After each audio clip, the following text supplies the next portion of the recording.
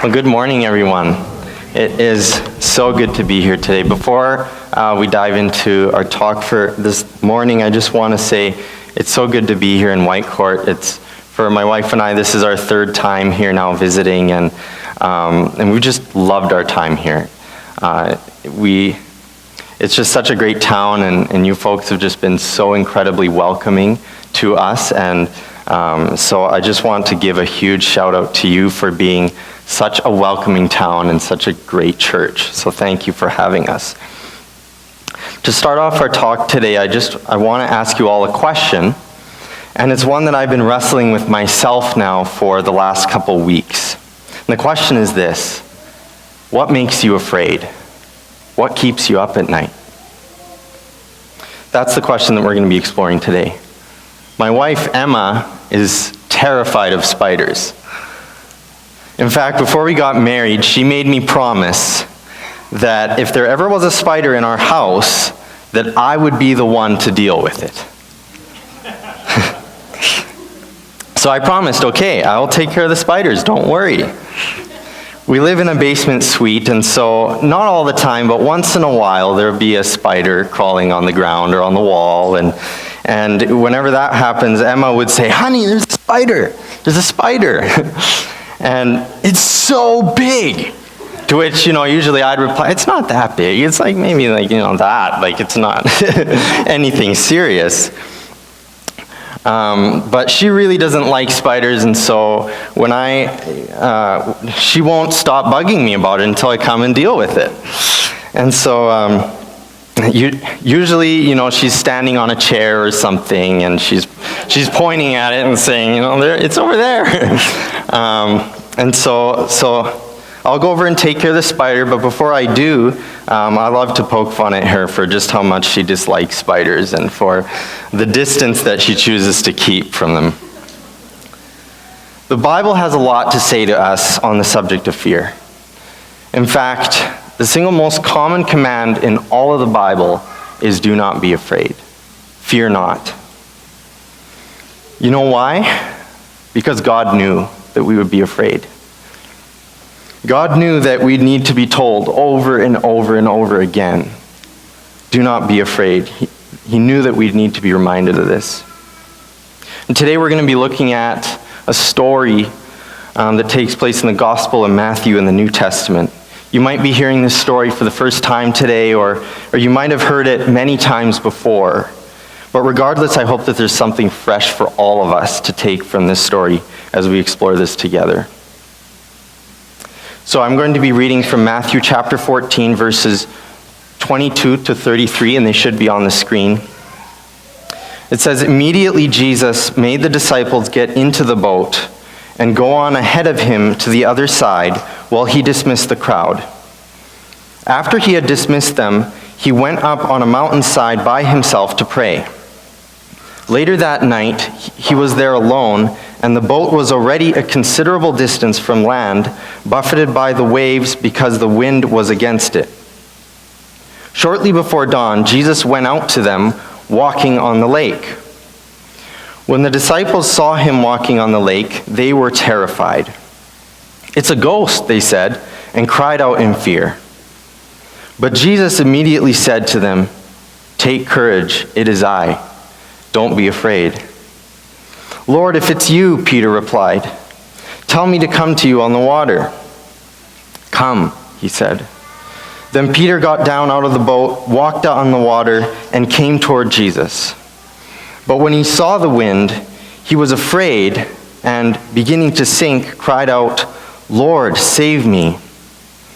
Immediately Jesus reached out his hand and caught him.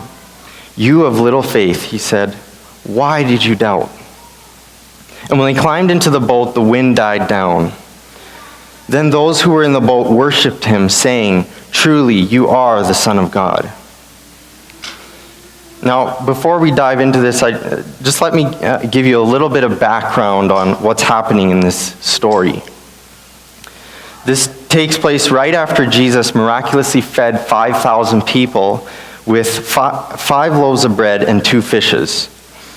After feeding this huge group of people, we know from what we read in John's Gospel that the people in the crowd were ready to crown Jesus as king immediately on the spot because of what they'd witnessed. But Jesus knew that that was not his Father's plan. So he responds by sending his disciples away and sending the whole crowd away as well.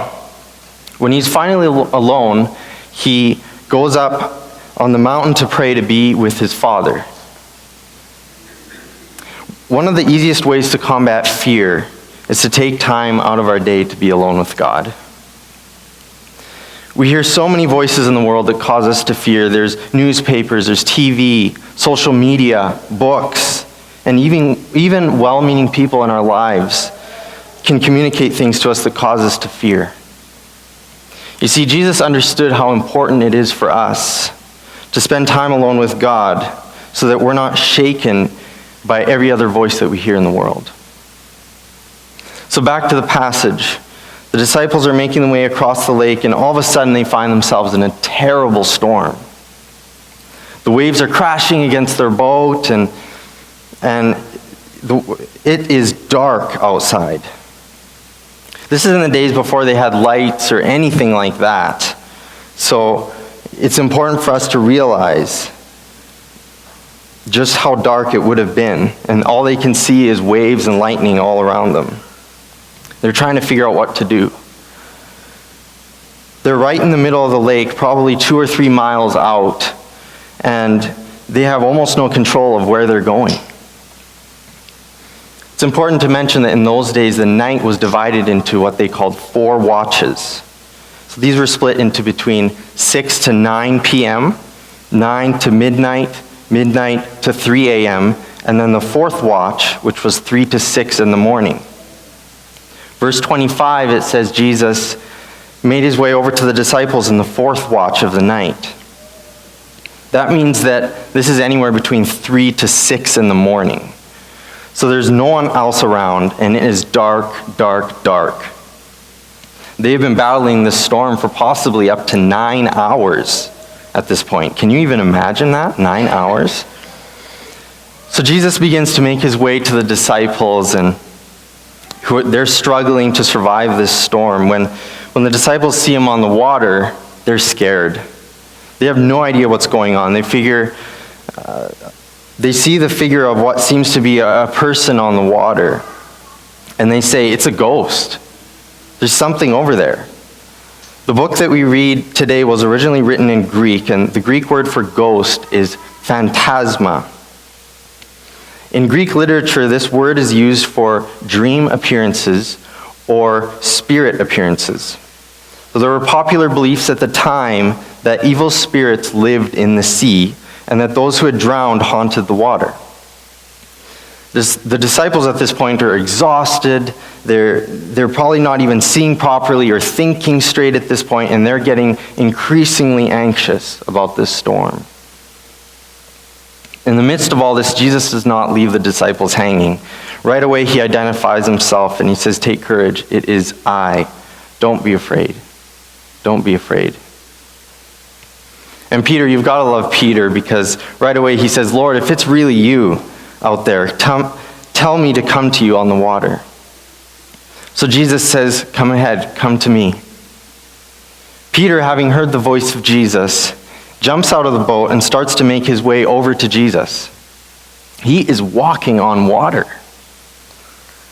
We don't know how long he was able to walk on the water for. It doesn't tell us how long he was walking before he started to sink, but regardless, he starts out pretty good. But even though he's getting closer to Jesus, he looks down and he starts to hear the wind around him, and he starts to get scared and he begins to sink. As he's sinking into the water, he cries out to Jesus and he says, "Lord, save me." Jesus instantly reaches out his hand. That's our Lord. He doesn't wait around and watch us struggle. He reaches out in our time of need. He grabs onto Peter's hand and he says, "Oh, you of little faith, why did you doubt? Why, Peter, did you choose to look away? Why do you have so little faith?" So let's focus on the character and actions of Peter for a few minutes. Peter did have some faith. He had enough faith to recognize Jesus and to call out to him. The other disciples in the boat, they didn't even go there. They're not even thinking about getting out of the boat. Peter has faith, but it's not a strong enough faith to last. It's more like an emotional response in the moment. It's not enough for him to keep going and to make it all the way to Jesus. He could have made it if he just didn't allow his emotions and his logic to take over. Now, don't get me wrong, it's important to act logically, of course, and to pay attention to our emotions. Absolutely. But the issue here is that Peter was limited to how far he could go because of his doubt. He just needed to keep trusting Jesus. There's so many things that we can take away from this passage here today, but today I'd like to focus on 3 important things that we can learn from looking at this particular story in the Gospel of Matthew. Number 1 is this: we need to look to Jesus and not to take our eyes off of Jesus. Jesus was right in front of Peter, but he still could not see him once he started listening to the wind and all the other sounds that were coming into his ears. Jesus is always there. We're often just not tuned in. We're not paying attention to him, or we're only partly paying attention to him. I often like to think of this in terms of a radio station or a wireless frequency. When we turn the dial on the radio to the wrong frequency, all we hear is static, and we can't hear or understand anything clearly.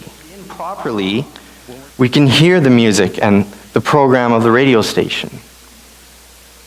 So often it's like that with us and Jesus, unless we're actually trying to tune in and aligning that dial of our lives to him, we cannot see where he's leading us. This is why it's so important to read our Bible and to pray and to have time alone with him. When we do this, it increases the peace of God. Some of you might say to me, but Johan, you have no idea what I'm facing in my life right now. And you may be right, but God knows. He knows every kind of pain and struggle that we have ever faced or will ever face in our lives. And God doesn't make the pain go away. He doesn't promise that he will do that. But he does promise that he will be with us in it and through all of our pain. Even just in my own family, there are needs that I'm like, oh, Lord, I don't know what the future holds, but I choose to trust you in it. My brother is an electrician, and he's working on the Amazon warehouse in Nisku in just south of Edmonton. About a month ago, there was a terrible accident, and one of his co-workers was electrocuted. He immediately went into critical condition, and he didn't make it. This young man was about my age. He was engaged to be married, and he had his whole life ahead of him. And just like that, everything changed. My heart just breaks for the family. I can't even imagine what they're going through right now. This whole event, it made me fear for my brother as well. It made me worry about him and the work that he's doing. But I've had to just say, God, I trust you with my brother.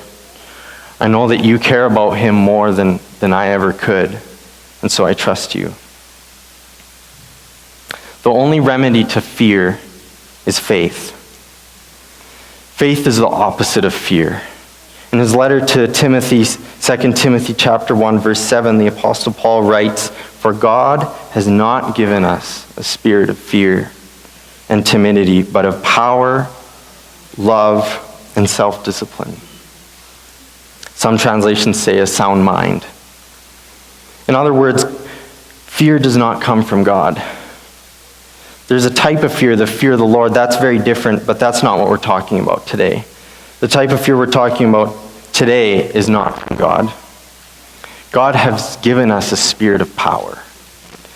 God has given us a spirit of love, and his spirit that allows us to be disciplined in our thoughts, not to be overcome and controlled by anxiety and fear.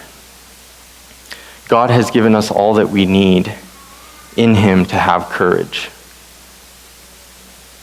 I don't think that any one of us would choose fear if we were given the choice between fear and faith. But fear is our default. If we don't choose one or the other, we'll automatically end up on the side of fear. If we don't actively choose to do the things that help us build trust in Jesus, we will not be able to overcome our fears. I'm going to ask the worship team to come back to the platform. I don't know where you are in your faith journey today. Maybe you're still exploring this whole idea of Jesus and following Jesus, and you're just not sure about where you even are at right now. And that's okay. We're here to journey alongside you. Maybe you're just experiencing fear or feeling anxiety in your life about something, and you just want someone to pray with you. If that's the case, in a few seconds here, I'm going to ask the prayer team to come again to the side of the room here, and they'll be to the back here. And if you need prayer, they would love to pray with you and to pray for you. Or maybe you've been a follower of Jesus for many years now, and you're still struggling with doubt and fear at times. We all do.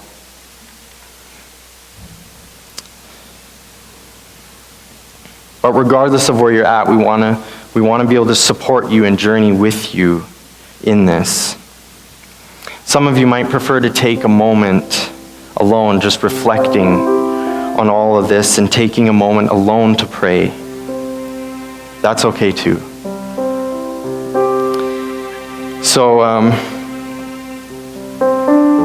if you want to just take this moment, just as Jesus did with the Father alone, you're welcome to do that. But I just want to give every one of you an opportunity today to think and to pray about this. Whether it's with someone or on your own, that's okay. Can we do that? So please don't leave today without having given some thought to this. Don't bury your fears. Let's bring them to Jesus and allow Him to set us free from fear. So as the worship team plays, we're just going to take a moment to do that.